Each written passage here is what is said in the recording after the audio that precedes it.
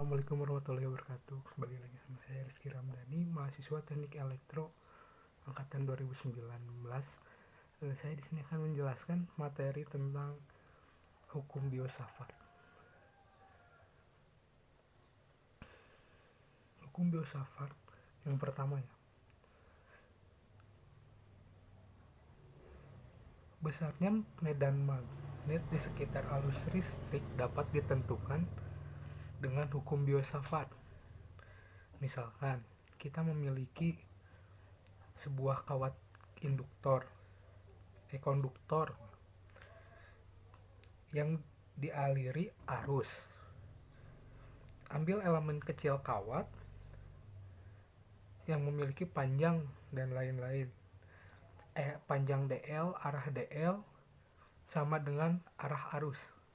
Elemen kawat tersebut dapat dinyatakan dalam notasi vektor. Misalkan kita ingin mencoba medan magnet pada posisi P dengan vektor pada posisi R terhadap elemen kawat.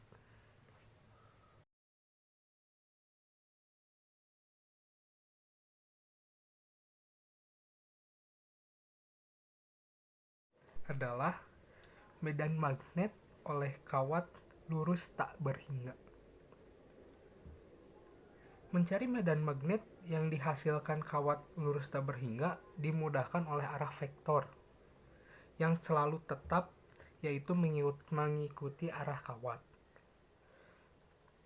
Sebelum melakukan integral, kita harus menyederhanakan dulu ruas kanan. Misalkan titik P berjarak A dari kawat atau arah tegak lurus dengan aturan perkalian silang. Maka dengan theta adalah sudut antar vektor dl dan r. Dengan demikian, besar medan magnet yang dihasilkan vektor dl saja adalah pada ruas kanan, baik dl, r maupun sin theta merupakan variabel agar integral dapat dikerjakan. Maka ruas kanan hanya mengandung satu variabel.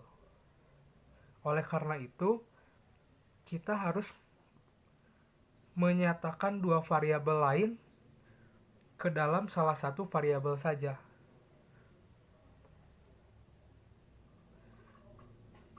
Mungkin nanti akan saya tampilkan rumus-rumusnya.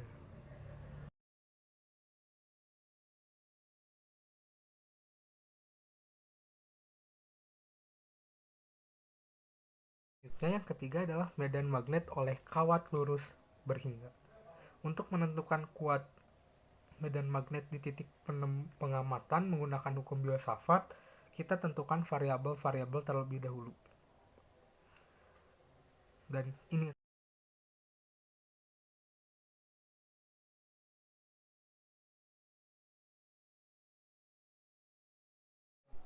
selanjutnya medan magnet oleh cincin. Cincin adalah bentuk geometri lain yang memungkinkan kita menentukan medan magnet dengan cukup mudah menggunakan hukum biosafat. Lebih khusus lagi jika kita ingin menghitung kuat medan magnet sepanjang sumbu cincin. Misalkan sebuah cincin dengan jari-jari A dialiri arus I, kita ingin menentukan kuat medan magnet sepanjang sumbu cincin pada jarak B dari pusat cincin.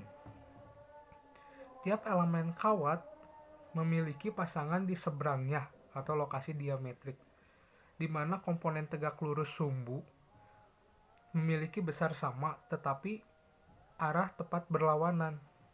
Dengan demikian, kedua komponen tersebut saling meniadakan. Oleh karena itu, untuk menentukan kuat medan total, kita cukup melakukan integral pada komponen yang sejajar sumbu itu.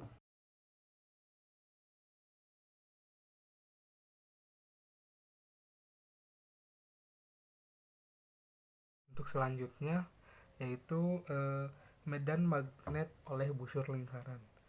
Sekarang kita anggap cincin bukan lingkaran penuh, tetapi hanya berupa busur dengan sudut keliling theta. Kita ingin mencari berapa kuat medan di sepanjang sumbu cincin yang terjarak dari B dari pusat cincin. Untuk menentukan kuat medan yang tegak lurus sumbu, ada dua kasus yang harus diperhatikan. Kasus pertama adalah jika panjang busur kurang dari setengah lingkaran.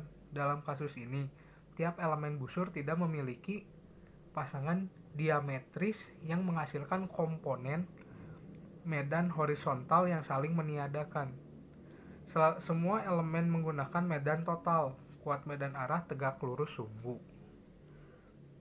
Panjang busur membentuk sudut theta. Busur yang ada sebagai elemen mempunyai pasangan dimetris yang menghasilkan komponen medan arah horizontal yang sama besar tetapi berlawanan arah. Hanya bagian busur lingkar sepanjang 2 phi min theta yang tidak memiliki pasangan diametri sehingga memberi kontribusi pada medan magnet total arah horizontal.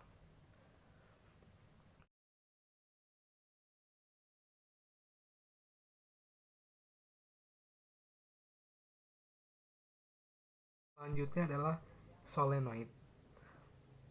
Solenoid adalah lilitan kawat yang berbentuk pegas. Panjang solenoid dianggap tak berhingga. Pertama, kita akan mencari kuat medan magnet di pusat solenoid tersebut. Jika kita perhatikan, solenoid dapat dipandang sebagai susunan cincin sejenis yang jumlahnya sangat banyak. Tiap cincin membawa arus. Medan di dalam solenoid merupakan jumlah dari medan yang dihasilkan oleh cincin-cincin tersebut. Misalkan, jumlah lilitan persatuan panjang adalah N.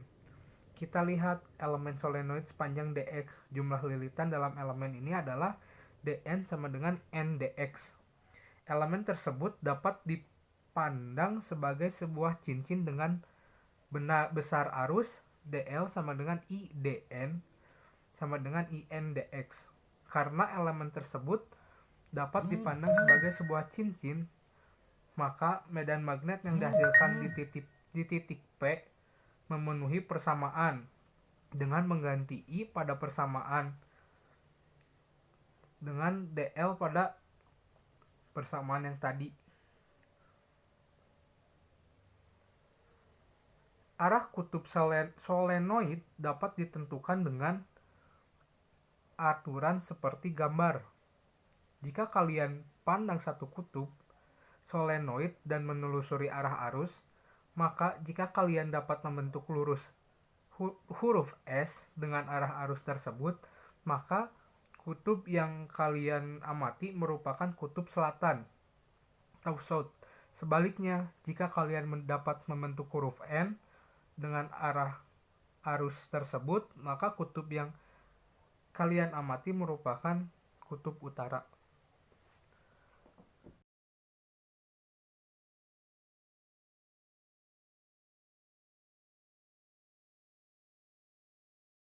Selanjutnya adalah kuat medan magnet pada jarak sembarang di dalam solenoid. Selanjutnya kita akan menghitung kuat medan pada sumbu solenoid berhingga yang letaknya sembarang. Misalkan panjang solenoid adalah LO.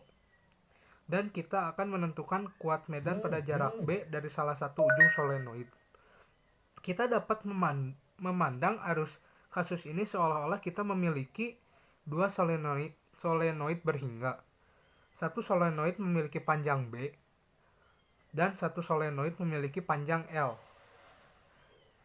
Titik pengamatan berada pada tepi masing-masing solenoid tersebut.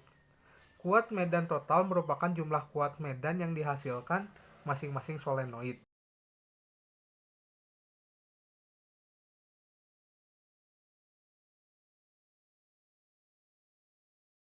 Selanjutnya adalah medan magnet dalam toroid.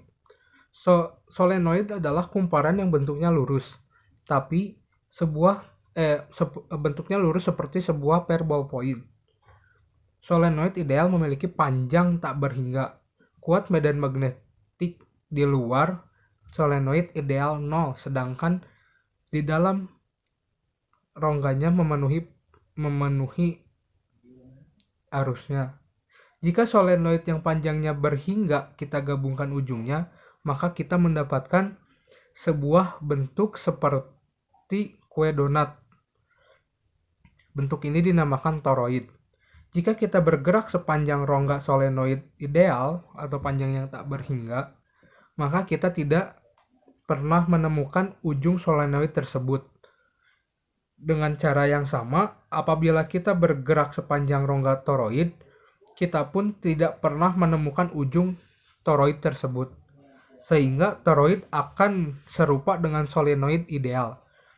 Oleh karena itu, menjadi sangat logis apabila kita berkesimpulan bahwa kuat medan magnet dalam toroid sama dengan kuat medan magnet dalam solenoid ideal.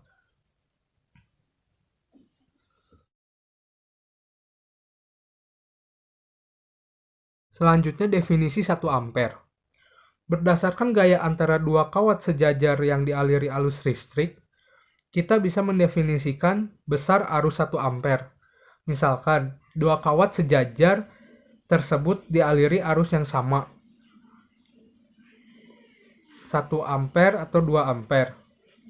I1 sama dengan I2 sama dengan ampere. Maka gaya persatuan panjang yang bekerja pada kawat 2 adalah jika I sama dengan I ampere dan A sama dengan 1 meter, maka dengan demikian kita dapat mendefinisikan arus yang mengalir pada kawat sejajar besarnya 1 ampere jika gaya persatuan panjang yang bekerja pada kawat adalah 2 kali 10 pangkat min 7 Newton meter. Mungkin cukup sekian video dari saya tentang penjelasan materi hukum biosafat. Terima kasih.